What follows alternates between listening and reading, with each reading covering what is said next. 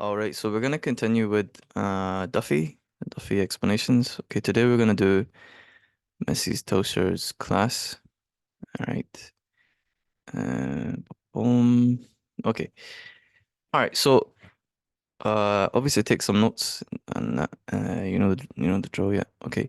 So obviously just from the title, okay, you can tell where the poem takes place.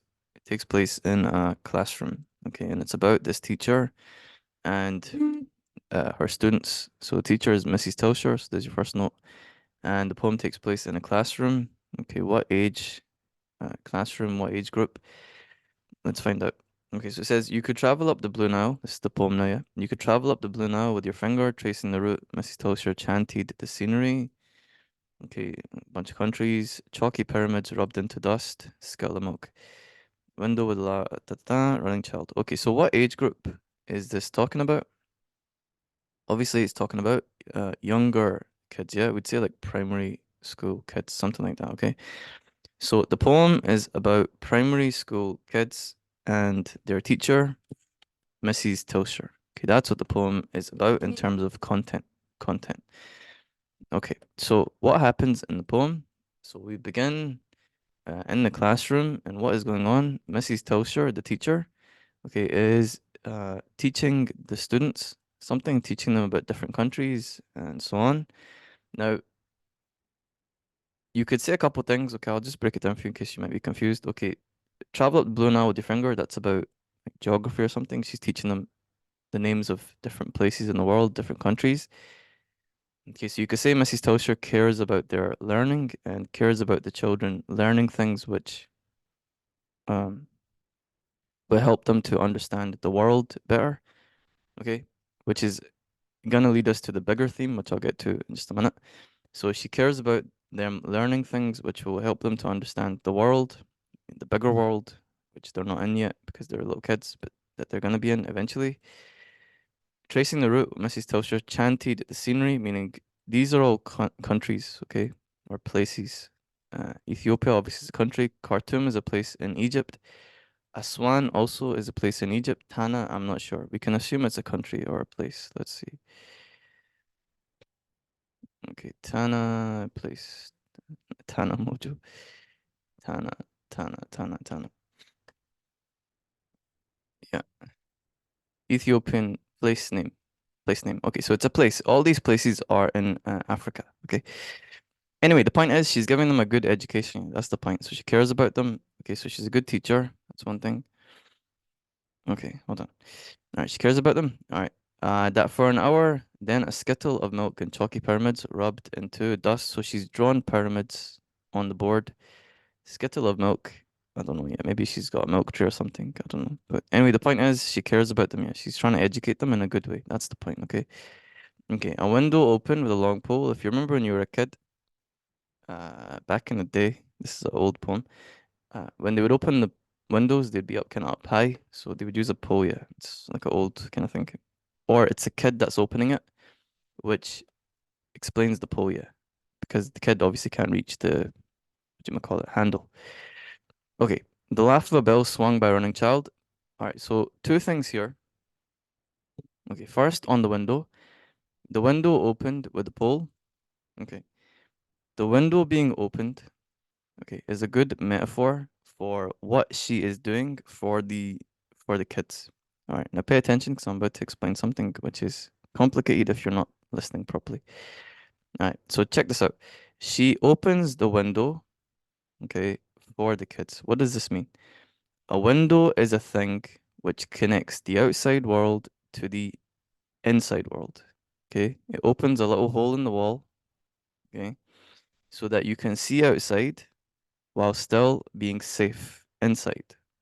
Okay, so here's the metaphor. What she's doing, okay, is she is letting the kids see parts of the world, see the outside world in a safe way.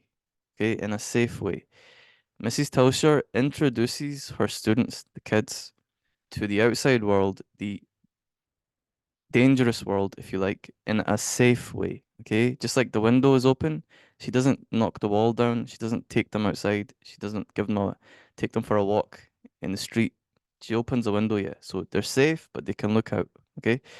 This is gonna be important, okay, because it's gonna tie to the central theme, which is the idea of going from childhood to adulthood. That's the central theme, okay? Or change. Both of those. Change, going from childhood to adulthood. Both of those. So she opens the door, the window, not even a door yet, smaller than that. She opens the window so the kids can look out into the adult world, while still being safe as kids. Does that make sense? Window, look outside, but you're still safe. Huh? So that's what she does. Okay.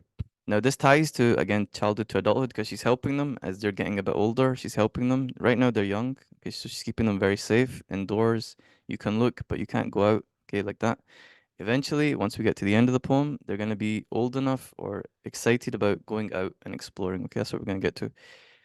Okay, so change and uh the change from childhood to adulthood, that's the key theme of this poem. Okay, anyway, another thing. So she says the laugh of a bell swung by a running child.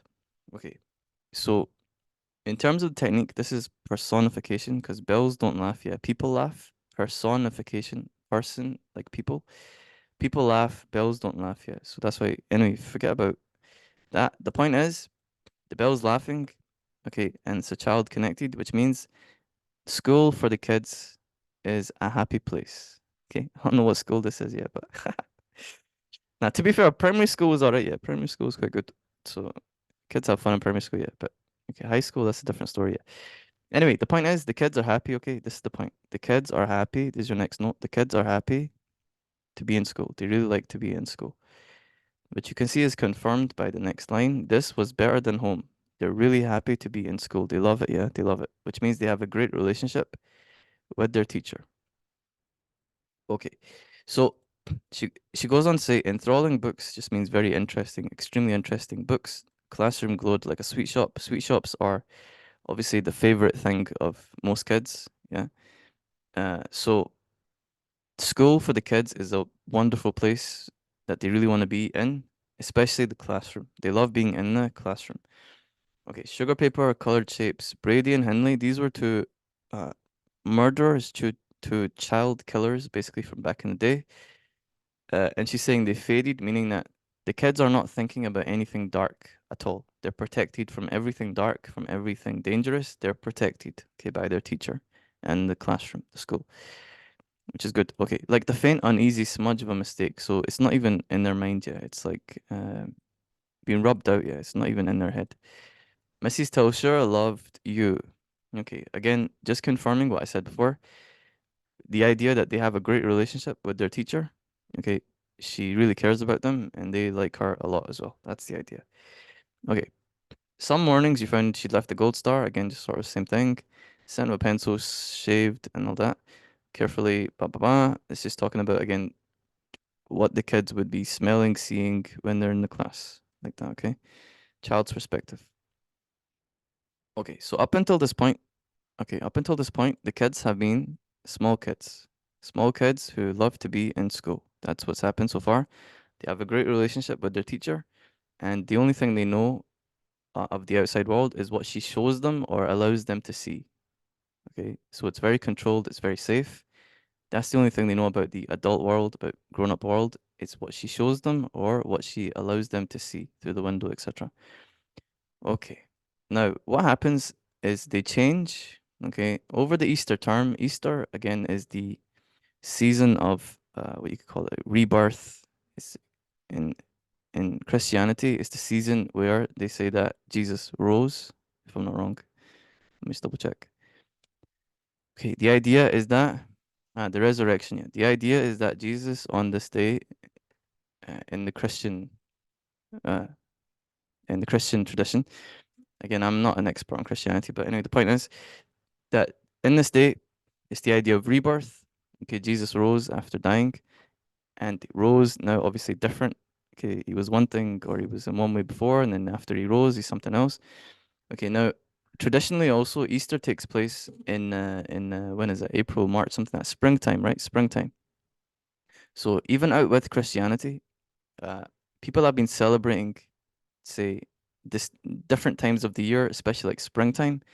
And the idea of change is very, very ingrained in human culture, in that we are celebrating the change, okay, of the season before, okay, and the idea of spring or like the Easter time is like a new beginning. Something new is about to happen. Okay, it's transformation. Okay, because the world goes from being very cold in winter to now coming back to life. Okay, which is the idea again reflected in the story of Christ, yeah, or history of Christ, depending on if you are a believer or not. Yeah.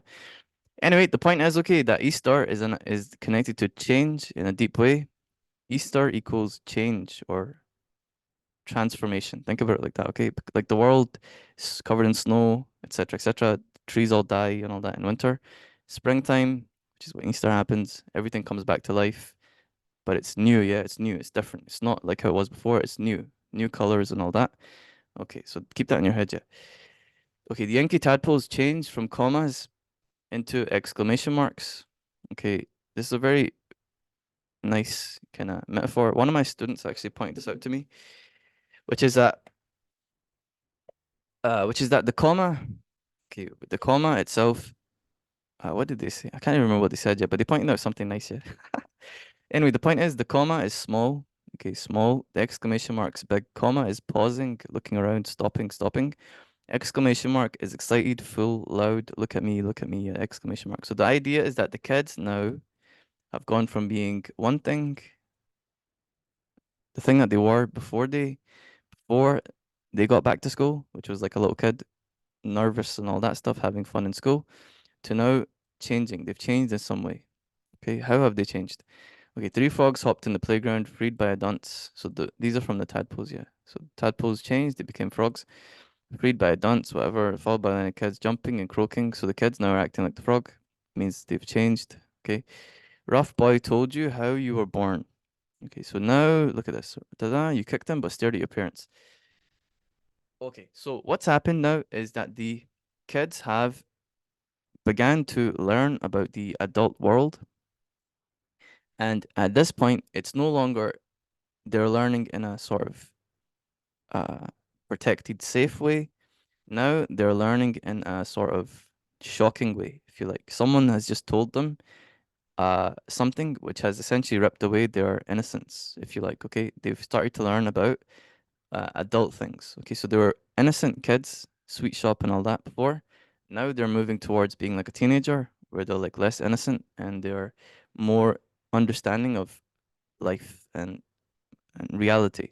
Okay, so they've changed. They've changed. That's the point. Okay, they've changed. They've started their first steps into adulthood, and they were pushed into it in a sense. They were pushed into it. At this point, the way that they react to this knowledge, okay, is to be shocked and maybe even angry to some extent, because now they've been pushed. Their innocence has been ripped away, okay, to some extent. A rough boy, yeah, he's kind of removed their innocence from him.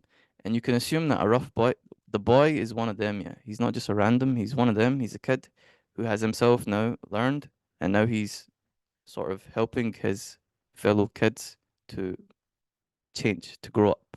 Okay? Okay. Okay. So that's what's happened. So beginning of the poem, they're innocent kids, pure kids, if you like, innocent, just thinking about sweet shops and all that. Love to be in school, having fun. In the middle, they have sort of changed. They've woken up. They're starting to wake up, but they're shocked. The adult world seems very shocking to them. They're almost angry in some ways, or shocked or afraid about learning about these things. Okay. Okay. Now, the end of the poem, again, the change gets complete. The end of the poem, the change gets complete. That feverish July. Okay. July is summertime. Okay. So this is now a couple months after the Easter, summertime. Okay. So they've developed now. The air tasted of electricity. Electricity, excitement. Tangible alarm made you always untidy, hot, fractious. They're they're feeling like they're excited, and now they feel like kind of, when you drink like three energy drinks, or you drink like four coffees or something, you feel like you want to go for a run, something like that, yeah. Okay, imagine that, but now you're sort of, imagine you had to sit down for an hour and like not move. They're feeling like that, yeah. They want to explode, like, and go and do stuff, yeah. And what is it they want to go and like jump into? Okay, they want to jump into the adult world. Okay, So now before, if you remember, they got told how they were born. Okay, but they didn't ask. They didn't ask her. They don't maybe didn't want to know. They didn't have any concept of it, any idea of it. And they reacted in a shocked way, appalled, shocked, angry, etc., disappointed, even maybe. But now look, they've changed. You asked her how you were born, and Mrs. Tilscher smiled. So now they are excited and interested in knowing it. They want to know more. Okay. The point is now they have changed from innocent to now sort of looking at the adult world and wanting to dive into it and wanting to know more and be involved. Right, as teenagers, basically. That's the idea. Okay, now if you look at how she reacts, she smiles, so she still cares about them, but she turns away. Why? Because she's done her job yet. She's done her job. Her job is to keep them as kids, innocent, safe, etc. She's done her job. Her job is done. Now it's time for them to go off to the next stage and to learn more from other people. Makes sense? Or on their own, basically. So she doesn't have anything more to tell them. Okay, she's done her job. Okay, reports are handed out, meaning school's finished. Okay, you ran through the gates, impatient to be grown. See that? Impatient to jump into the adult world and get involved, yeah? To learn more, become an adult, basically. And the sky opens into a thunderstorm. Excuse me. Opens into a thunderstorm. This would be called pathetic fallacy. Again, it doesn't matter if you remember these terms yet. They're not important. What's important is you remember what the meaning, yeah, what the meaning is.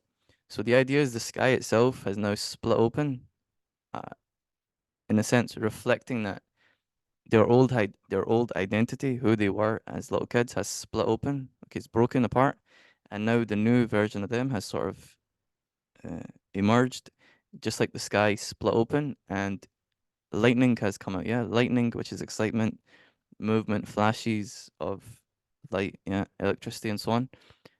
Um, fills up the sky, just like it's filling up their minds, yeah, because they're really excited to get involved, yeah, in the adult world, basically.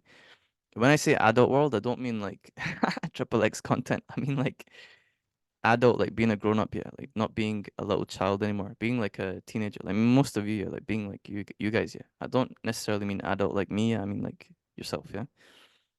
Okay, the same way you feel, yeah, like that. The same way you feel when you're on Snap and you get a snap from that girl you got a crush on, you, like that. That excitement you get, or that boy you got a crush on, you, like that. The excitement you get, it's like that. They're feeling like that for the first time, and now they're like, "What the heck? This feels good. Let me explore this a bit more." Yeah, like that. Okay, so that's the poem, basically. The idea is they go from being innocent children to changing into young adults, adolescents, teenagers who are excited about growing up. Okay. The key theme in the poem is change, and the specific change is change from childhood to adulthood. Um, yes. Okay, now in terms of quotes you can use. This bunch. Okay, I'll just give you some simple ones. Ignore most of these. Okay, don't use any of these. Just ignore them. Okay, easy one is this. Laugh of a bell. That's one. Or you could do Laugh of a Bell sung by a child is one. This was better than home. Two. Classroom go to the shoot shop. Three. Excuse me. Mrs. Tilscher loved you. Four. I'm just giving you options. Yes, you can pick from these. You can pick from these. Okay. Da, da, da, da. Okay. A rough boy told you you're born. That's five. Da, da, da. Da, da, da. Impatient. You ran through the gates. Impatient to be grown. There's six. Okay. Good. All right. So that is that's the poem. All right. That's the poem. Um, again, you can learn for free. Yeah, you can learn the entire higher course, for free. You know what I'm saying? I did this for you guys because, uh, uh, when I was teaching in some parts of Glasgow, now, I know some of you guys may have some difficulties. You know what I'm saying? I grew up with too much money myself in it. So anyway, I made this. All right, prepared to pass. Online. You can learn for free. Yeah, not five higher. It's up to you. The whole course for free. It's like 60 lessons. Okay, no charge. No charge. Yeah, no charge. All right. Good. So go here, if you want one-to-one. Just go here. Okay. All right. Anyway, that's the poem. So If you have any questions, put it below. That's it. All right. What are you saying? So, flag it. All right. Take care.